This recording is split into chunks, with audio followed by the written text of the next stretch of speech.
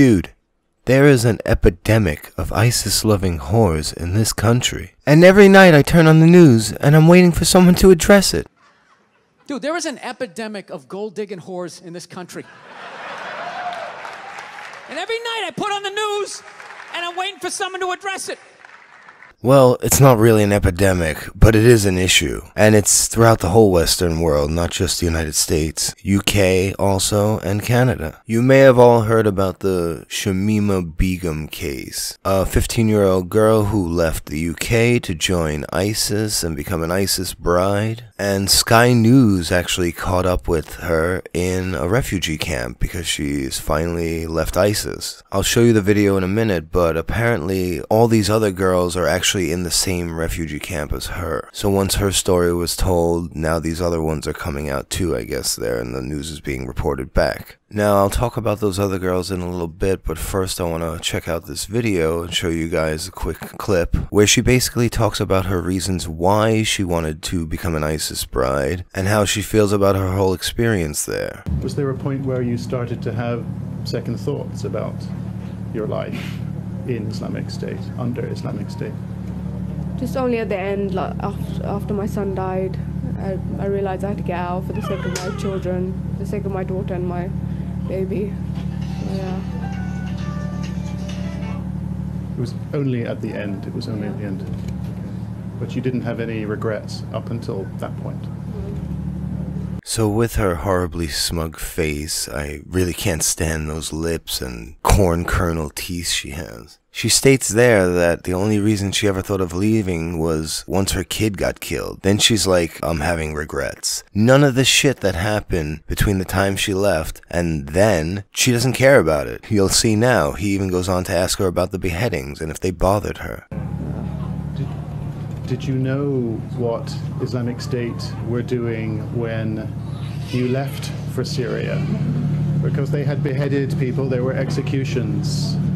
Yeah, I knew about those things, and I was okay with it at first because, you know, I started becoming religious just before I left. And, you know, from what I heard, that Islamically that is all allowed, so I was okay with it. You didn't question that? No. Okay. Well, there you have that. I didn't care that people were beheaded because according to Islamic law, that's all good. And people say it's not about Islam.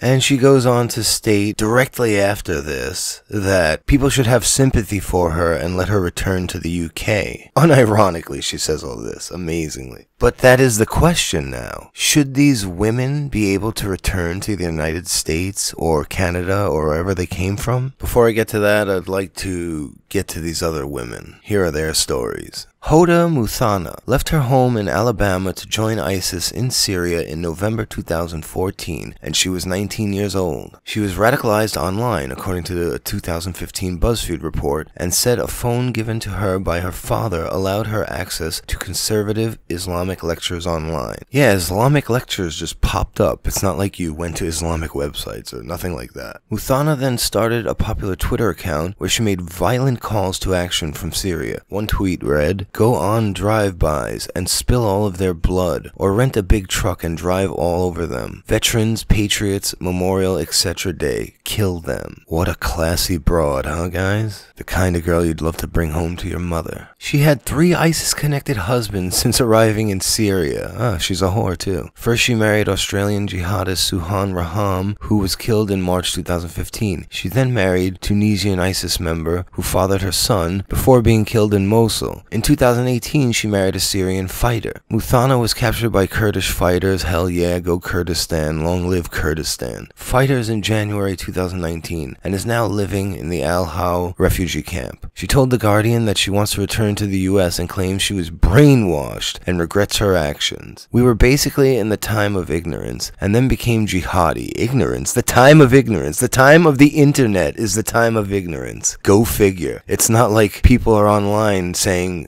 Islam is not the religion of peace. We were basically in the time of ignorance, and then became jihadi, if you like to describe it that way. I thought I was doing things correctly, for God's sakes, she said. I look back now and I think I was very arrogant. Now I'm worried about my son's future. In the end, I didn't have many friends left, because the more I talked about the oppression of ISIS, the more I lost friends. Yeah, but you were in the time of ignorance, surrounded by everyone telling you you're a fucking idiot. A pregnant woman from Alberta, Canada, was one of 4 Canadian ISIS brides who spoke to CTV from the Al-Hol refugee camp in Syria. Identified only as Amy, the 34-year-old woman said she wanted to return to Canada. Amy said she had converted to Islam after marrying a Muslim man in Canada, and they moved to Syria with the 2 sons after her husband started learning about the religion. Her husband was killed, and Amy then married a Bosnian man. The Bosnian man was killed 3 months later, and now Amy is pregnant with his child and living in the refugee camp. She said she wants to return to Canada so her sons can get a proper education. I think I should be allowed to go home, Amy told CTV. I don't believe I did anything wrong. I didn't kill nobody. I didn't do any harm to anybody. I didn't do nothing.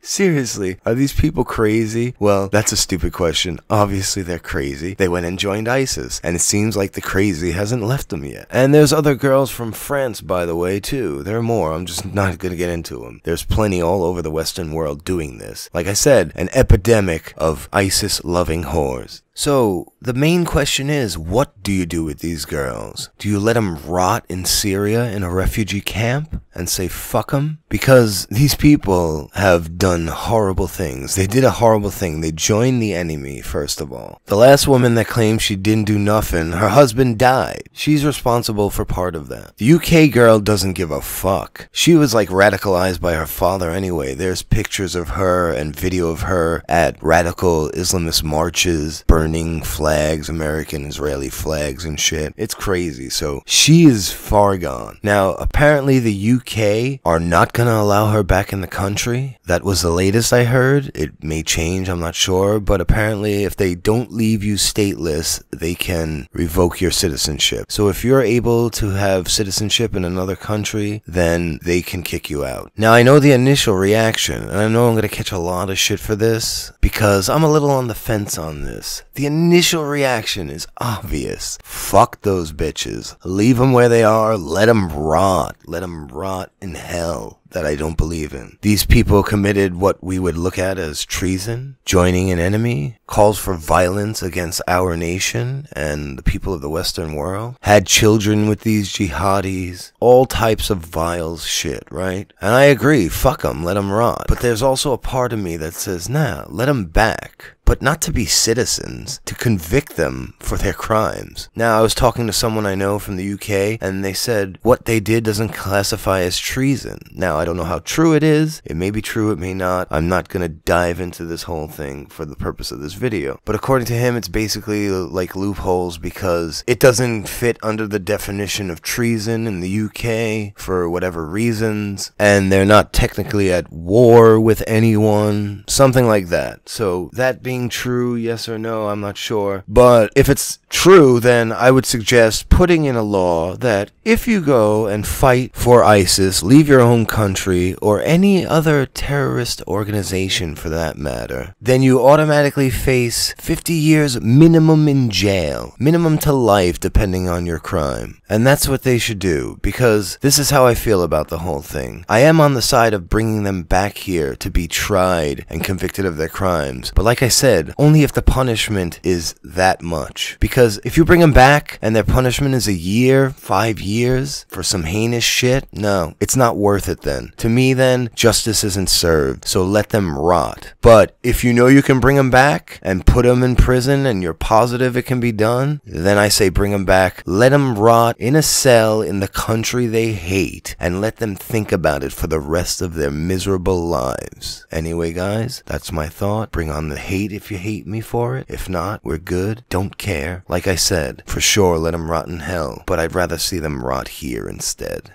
Have a nice night, guys.